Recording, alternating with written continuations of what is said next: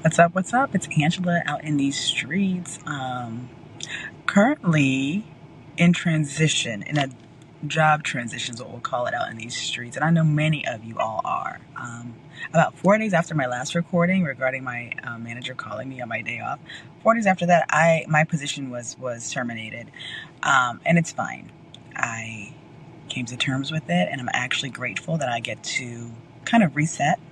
But during this reset, it is so important to network. And so that's the topic of today.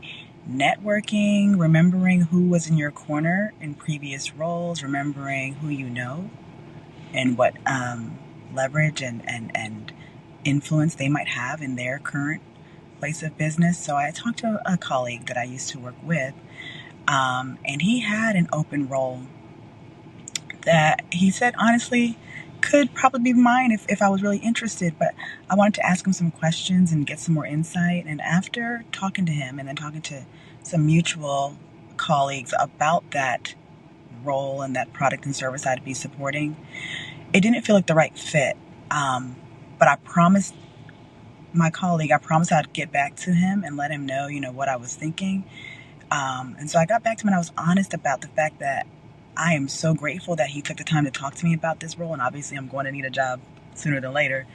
But I said, I don't want to take something just to take it, and then I'm not happy and fulfilled in that role come 3 to 6 months from now. I said, that's not fair to me, and of course to you as if somebody referring me into the role.